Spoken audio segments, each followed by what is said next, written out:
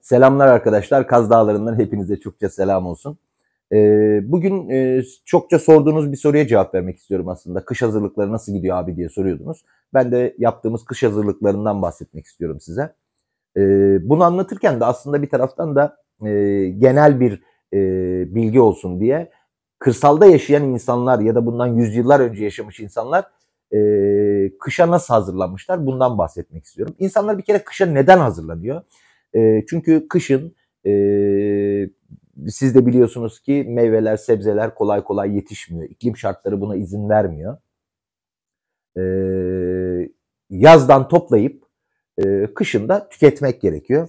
Hatta Batı Karadeniz'de bir söz vardır. Yazın çalışmakla ilgili şey derler. Çalışmazsan ne olur? Sahra çalışmazsan ne olur? Ne olur? Ambar boş kalır. Dolayısıyla yazın çalışıp, baharda çalışıp ambarı doldurmak gerekiyor ki kışın tüketebilsin. Peki insanoğlu bugüne kadar ne yapmış? Yüzyıllar boyunca neler yapmış? Biraz bundan bahsedelim istiyorum. İnsanlar gıdaların bol olduğu dönemde, gıdaların çok fazla olduğu dönemde bir anda tüketemeyecekleri için bunları kışa saklama gereği hissetmişler ve çeşitli yöntemler bulmuşlar. Bunlardan bir tanesi örneğin kurutarak saklama. Gıdaları kurutmuşlar ve saklamışlar. Ve herhangi bir gıdayı kuruttuğunuzda bozulması çok daha zor ve belli bir süre saklayabiliyorsunuz. Bizim kahvemden bir yudum alayım. Adana ve Antep yörelerinde çok yaparlar bilirsiniz. Domatesi, biberi, patlıcanı falan kurutarak saklarlar. Çok da güzel dolması olur. Ben acayip severim. Ben de yapıyorum. Ben de domates, biber, patlıcan kurutuyorum. Daha farklı yöntemler de var. İlk yöntemlerden, aklıma gelen yöntemlerden bir tanesi bu. Bir diğeri turşu yaparak saklama. İşte fasulyeyi, ne bileyim salatalığı, ondan sonra lahanayı turşu yaparak saklamışlar yüzyıllar boyunca. Şu anda da kırsalda yaşayan insanlar çokça yaparlar bunu. Bir diğer yöntem mesela özellikle meyvelerden üzümdü, erikti, kirazdı gibi pekmez yaparak saklamışlar. Reçel yaparak saklamışlar. Teknoloji biraz gelişince işte cam şişeler falan çıkınca konserve yöntemini öğrenince insanlık konserve yapmaya başlamışlar. Son dönemde ise artık derin dondurucular ve derin dondurucular var ve derin dondurucuya koyarak saklıyorlar. Bir de bunun dışında bazı hazırlıklar yapmışlar. Yani örneğin tarhana çorbası gibi. Tarhanayı yoğurup güneşte kurutup ondan sonra güzel hava almayan kablarda saklayarak kışın tüketmek için hazırlık yapmışlar. Sonra yufka yapmışlar örneğin, makarna yapmışlar, kuskus yapmışlar. Bunların hepsi kışa hazırlık için yapılan şeyler. Gıdaları saklayabilmek için, kışa saklayabilmek için yapılan şeyler. Peki biz neler yaptık? Biz de bayağı bir hazırlandık bunun için arkadaşlar. Yani zaten ilkbaharda çeşitli otlar çıkmaya başlıyor. Sonra yavaş yavaş doğadaki bazı sebzeler, bazı meyveler oluşmaya başlıyor. Yazın zirveye ulaşıyor. Domates, biber, patlıcan, kabak, tarlalarda işte buğday, diğer ekinler, fasulyeler, baklalar, börülceler gibi sonbahara doğru da bazı meyveler işte örneğin ceviz, fındık, kestane gibi meyveler doğadan toplayıp saklayabileceğiniz şeyler. Biz neler yaptık? Birazcık bunlardan bahsetmek istiyorum. Bizim oldukça bu yıl meyvamız boldu. Bol bol meyveyle ilgili şeyler yaptık. Meyveleri kuruttuk bir kere. Armut kurusu yaptık, elma kurusu yaptık. Birazdan gösteririm. Sonra reçel pekmez yaptık, marmelat yaptık. Ki Sahra çok seviyor soğuk içecekleri, ice tea gibi. Ama biz olabildiğince hazır ürün, paketlenmiş ürün almamaya çalışıyoruz. İçinde ne olduğunu da bilmiyoruz. Kendimiz kızılcıktan, kirazdan, üzümden, erikten konsantreler yapıp yani yoğunlaştırılmış meyve sularını daha sonra saklayıp kışında ya da işte herhangi bir zamanda içmek istediğimizde sürahiye su doldurup üzerine bir kaşık, 2 kaşık o konsantreden atıp çırptıktan sonra sulandırıp soğuk içecek yapıyoruz buzdolabına koyarak. Bunlardan çok yaptım. Bunları sizinle paylaşmak istiyorum bugün. Hadi gelin bir ambara bakalım. Ambarı yeterince doldurmuş muyuz? Yeterince çalışmış mıyız? Evet arkadaşlar, ambarımıza geldik. Ambar dediğime bakmayın, yani küçük bir rafımız var burada. Yaptığımız konserveleri, şunları bunları buraya koyuyoruz. Bu yıl neler yaptık ya da geçen yıldan kalanlar da var. Nelerimiz var, onlara bakalım istiyorum. Örneğin bu yıl buğday dikmedim ama geçen yıldan, bir önceki yıldan kalan buğdaylarımızdan kaynatarak elde ettiğim, kaynatıp çekerek elde ettiğim bulgurumuz var. Bu İki tip bulgurum var benim. Bu köftelik bulgur, yani ince çektiklerim. Bir de kalın olarak çektiğim, nerede? Azalmış bunlar da. Yeniden yapmam lazım. Burada da kalın bir şekilde çektiğim pilavlık bulgurum var. Şöyle bir makinem var arkadaşlar. Size onu göstermek istiyorum. Bu arada ıhlamur. Bundan neredeyse bunun 10 katı kadar topladık. Gelen giden arkadaşlarıma, dostlarıma dağıttım. Ihlamuru çok seviyorum. Çok güzel bir çay oluyor. Bu da ıhlamur. Şöyle bir makinem var arkadaşlar. Ben bunu internetten bulup almıştım. Bu bulgur makinesi. Şurada ayarı var. Çekeceğiniz ayar şeyi, kalınlığı ayarlayabiliyorsunuz. Buğdayı hasat ettikten sonra, taneledikten sonra yıkıyorsunuz ve tencerelerde kaynatıyorsunuz. Buğdayı pişiriyorsunuz yani. Normal buğday pişiyor. Daha sonra güneşe serip onu kurutuyorsunuz. Elinizde yine buğday tanesi ama pişmiş, suda pişmiş buğday tanesi oluyor. Sonra bu buğday tanesini bu makineden geçirdiğinizde hala içinde birazcık buğday varmış, döküldü. Buğdayı parçalara ayırıyor ve bu oluşan şeye de bulgur deniyor. Bulgur böyle oluşuyor arkadaşlar. Ben bir orta ayarı var. Orada çekiyorum, kırıyorum. Ondan sonra bir tane eleğim var. Eleğin üzerinde kalanları pilavlık, altında kalanları da köftelik olarak ayırıyorum. Yalnız bu yıl dediğim gibi buğday dikmedim. Geçen yıldan kalan buğdaylarım bunlar. Ondan sonra mısırım var burada. Bu mısır hani popcorn yaparsınız ya, patlatırsınız. O mısırdan ekmiştim tarlama. Sonra toparladım. Bunu saklamak çok kolay. Yeterince kuruttuktan sonra işte cam bir kabın içerisinde çok rahatlıkla saklayabiliyorsunuz. Birkaç yıl dayanabiliyor. Bu yıl da mısır ekmedim örneğin. Her yıl ekmeye gerek duymayabilirsiniz eğer elinizde kaldıysa. Mısır gibi, fasulye gibi, buğday gibi, bulgur gibi ürünler birkaç yıl güzel ortamda saklanırsa, serin bir ortamda saklanırsa kalabiliyor. Başka neyimiz var burada? Tarhanalarımız var. Birkaç farklı zamanda yaptığım tarhana. Bu geçen yıldan kalmış. Bu yıldan kalan tarhana. Bir ara tarhana ile ilgili de bir video atacağım zaten, nasıl yaptığıma dair. Kışın çok güzel çorbası olur. Sadece kışın değil, herhangi bir zamanda hemen hızlıca çorba yapabileceğiniz bir ürün. Burada ne var? Burada yeşil mercimek var. Ben yeşil mercimek ekmedim arkadaşlar. Yeşil mercimeği bir abiyle takasladım. Ben ona başka bir şey verdim. O da bana yeşil mercimek verdi. O yeşil mercimek ekiyor. Ben daha önce hiç mercimek ekmedim. Ama denemek istiyorum mercimek ekmeği de. Dolayısıyla bunu da benim ürünüm diyebilirim. Çünkü biliyorum o da doğal olarak yetiştiriyor. Ben kendi ürünümle bunu takasladım. Burada ada çayımız var. Bizim burada doğal ada çayı çok fazla var arkadaşlar. Ben de ada çayının olduğu bahar döneminde, yaz döneminde toplayıp kurutup böyle burada saklıyorum. Daha sonra çayını yapıp içebilmek için. Yalnız ben ada çayını tek başına pek sevmiyorum. Hasta değilsem örneğin ada çayı yapıp içmeyi sevmiyorum. Sahra zaman zaman içer. Ama ben bunu kış çayında kullanıyorum. Bir video gelecek yapacağım kış çayı ile ilgili.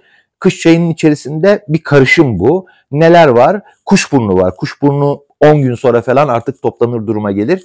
Toplayacağız ve hem çay yapacağız, hem marmelatını yapacağız, hem suyunu yapacağız. Kuşburnu inanılmaz değerli bir armağan, doğanın, dolayısıyla Yaradan'ın bize sunduğu. Kuşburnu çayıyla birlikte tüketiyorum bunu. İşte bir ölçek kuşburnu, biraz bundan, yani ada çayı, biraz ıhlamur, ondan sonra taze topladığım yine dağ kekikleri var. Dağ kekiklerinden koyuyorum içerisine.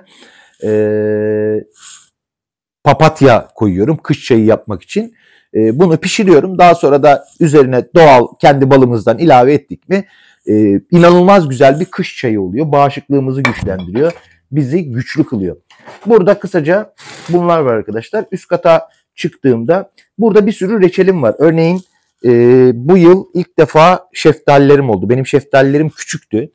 4 yaşında falan ağaçlar. Bu yıl bayağı verdiler ama bir 10 kilo kadar, belki de daha fazla şeftali verdiler. Şeftaliler küçük küçüktü. Hatta bu reçelin videosu var yine kanalımda. Küçük küçüktü ve sertti. Ben onları o haliyle toparladım ve reçel yaptım. Yaklaşık 8 kavanoz falan şeftali reçelim var. Tabii diyeceksin ki bunların hepsini sen mi tüketiyorsun abi? Yok, biz tüketemiyoruz. Biz 2 kişiyiz. Hatta bu tatlıların çoğunu biz tüketemiyoruz. Eşimizle, dostumuzla, arkadaşlarımızla, ailemle, sevdiğim insanlarla, misafirlerimle paylaşıyorum. Onlar geldiği zaman. Ya da takas yapabiliyorum bazen. Mesela bugünlerde takasa çok ihtiyacım var. Biliyorsunuz ekolojik bir gölet yapıyorum. Orada çimentom bitti örneğin artık. Bazı şeyleri çimentoyla takaslamayı düşünüyorum. Bakalım, ben düşünüyorum, nasıl olacak.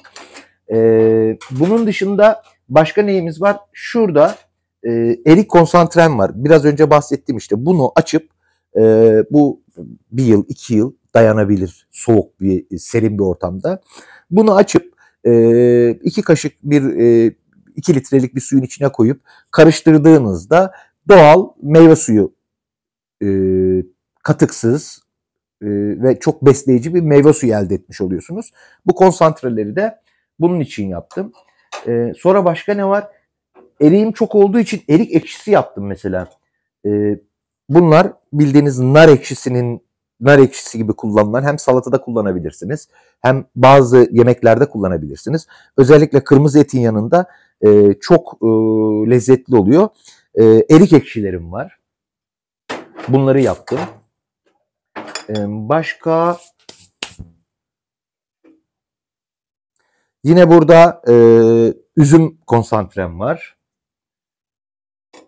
Yukarı çıktığımızda hazır kompostu konserve. Bunlar armut arkadaşlar. Örneğin yarın öbür gün işte pilav yapıp yanına komposto istediğimde bunu açıyorsunuz. Birazcık sulandırıyorsunuz. Hazır kompostunuz var. Pişmiş durumda bu. Direkt yenebilecek durumda. Sadece biraz yoğun olduğu için sulandırırsanız çok güzel olur.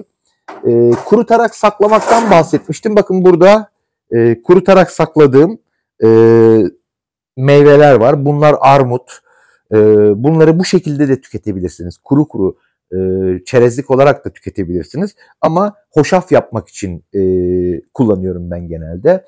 Dolayısıyla hoşaf ve kompost arasındaki farkı genelde insanlarımız bilmez. Hoşaf taze meyveden, komposto taze meyveden yapılan yiyecektir. Komposto taze meyveden, söyleyemedim. Hoşafsa kurutulmuş meyvelerden yapılan yemeğin ismi. Burada da bir sürü kurutma yemeği şeyim var. İşte üzüm kurum var, armut kurum var, elma kurum var. Yine burada bu pişmemiş ama bir denedim nasıl olacak diye. Sıcak suyla ağzı kapatılmış armut. Bunu açtığımda normal armut gibi yiyebileceğiz. Yani armudu uzun bir süre saklamak için kullandığım bir yöntem. Başka nelerimiz var? Burada karpuzun bol olduğu dönemde karpuz kabuğundan yaptığım reçeller var. Çok lezzetli bir reçel. Ben acayip seviyorum bunu. Tatlıyla aram olmamasına rağmen karpuz kabuğu reçelini seviyorum. Biraz fazla yaptım. Yine bunları dostlarımla paylaşıyorum. Burada örneğin yine benim geçen yıldan kurduğum zeytin var. Çok az kalan bir miktar. Salatalıkların bol olduğu zaman da salatalık turşusu. Şuraya koyayım. Bu arada sirke. Şu aşağıdaki bidonlar görünüyor mu bilmiyorum. Şöyle göstereyim size. Burada sirkelerim var arkadaşlar. Bunların olgunlaşmasını bekliyorum. Eriğin bol olduğu dönemde konsantre yaparken eriğin posalarından da sirke yaptım. Bu da çok basit. Aslında bir gün sirke yapma videosu da koymak istiyorum. Böyle 2 koca bidon yaptım. 2 bidon da palamut sirkesi yapacağım. Aslında çok fazla sirke tüketmiyoruz biz. Yemeklerde tüketmiyoruz. Ancak böyle kelle paça gibi bir çorba yaparsam onun yanına çok az da salatalarda kullanıyorum. Bu erik sirkesi sabahları aç karnına içtiğinizde sizi daha zinde formda ve kilo vermenize yardım ediyor. O amaç için kullanılabilir ama ben çok fazla temizlik için kullanıyorum bunu. Biliyorsunuz sirke antibakteriyeldir. Çok güzel bir dezenfektandır. O amaçlar için kullanıyorum. Temizlik malzemesi, sirkeden temizlik malzemesi nasıl yapılıyor? Onun da videosunu çekmek istiyorum zaten. İşte böyle arkadaşlar. Bu arada domates, biber, patlıcan gibi ürünleri göremediniz. Bu zamana kadar olanları hep difrize doldurdum. Orayı göstermeyeceğim size. Neyse yerimize geçelim de ben kahvemi içeyim orada.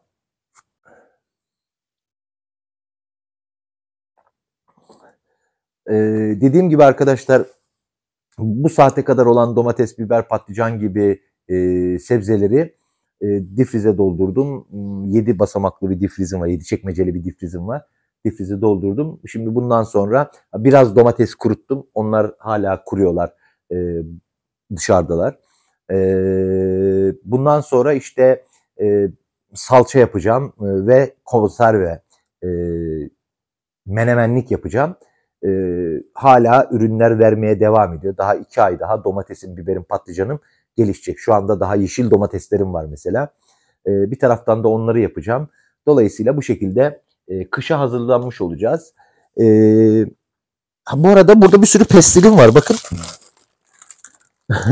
Bunlar eriklerden ve üzümlerden yaptığım pestiller. Burada da örneğin şurada lokumlarım var. Normal pestille bunun arasındaki fark, bunun içerisinde un ve nişasta var. Ceviz ve fındık var. Ayrıca üzerinde de Hindistan cevizi var. Bunlar biraz daha kuruduktan sonra çıkarıp küçük küçük kare kare kesiyorsunuz. Kuş lokumu derler ya, küçük küçük lokumlar oluyor. Aynı o şekilde bir atıştırmalık oluyor bunlar. Çok lezzetli. Sahra da çok seviyor. O yüzden bolca bunlardan yaptım. Dolayısıyla bizim kış hazırlıklarımız böyle. Şöyle düşünebilirsiniz. Bazen bu kadar uğraşmaya değer mi? Üretmeyi seviyorsanız kendi ürettiğiniz şeyi tüketmek inanılmaz keyifli, inanılmaz güzel geliyor. Bir de nedendir bilmiyorum. Bana doğadan topladığım ondan sonra şeyler bulmuş kadar beni mutlu ediyor. Acayip keyif veriyor. Doğadan bir şeyler topladığımda kendimi acayip mutlu hissediyorum. Hani normalde ekonominin içinde, günlük dolaşımın içinde olmayan bir şeyi alıp günlük dolaşımın içine sokuyorsunuz ya. O duygu beni, üretme duygusu inanılmaz mutlu ediyor. Bunun 10 katını siz hazır getirseniz bana bunların 10'da biri kadar değeri olmayacaktır. Kendi ürettiğiniz şey her zaman çok daha lezzetli, çok daha değerli oluyor. Bir de dediğim gibi gelen giden arkadaşlarımla paylaşıyorum. Doğal, katıksız, herhangi bir şekilde ilaç görmemiş, kimyasal bir işlem görmemiş, temiz bir havada yetişmiş, Kaz Dağları'nın el değmemiş coğrafyasında yetişmiş bu ürünleri dostlarımla paylaştığımda da çok mutlu oluyorum. Zannediyorum bugünlük bu video burada bırakılmalı, yeterli. Daha fazla uzatmak istemiyorum bunu. Zaten zaman zaman canlı yayınlar yapıyorum. Bununla ilgili daha uzun konuşuruz. Canlı yayınlar yaparız. Aslında burada anlattığım her konu belki bir video konusu olabilir. Ben genel olarak ambar boşkalı tabirini burada ne söyleyecektim unuttum. Aslında videoyu değiştirmek de istemiyorum. Çalışmazsan ne olur? Ambar boş kalır. Çalıştığımızın göstergesini sizlerle paylaştım. Videoyu burada bitirelim dediğim gibi. Galiba bugün çok çalıştım. Havuzla uğraştım. Biraz da yorgunum. Düşüncelerimi toplayıp dile getiremememin ana nedeni de budur. Zaten üstümden başımdan belli inşaatçı gibiyim. Ama az kaldı. Havuzun da %80'e getirdim galiba. %20'lik bir kısım kaldı. İnşallah o %20'yi de bitirip sizinle birlikte açılış yapmak istiyorum. Son bir kere sloganımızı tekrar edelim. Aslında 2 tane sloganımız var. Oturarak başarıya ulaşan tek varlık tavuktur. O da kuluçka zamanı. Bizler tavuk olmadığımıza göre kalkıp çalışmamız lazım. Bir de çalışmazsan ne olur Sahra? Ne olur? Ambar boş kalır. Haydi eyvallah.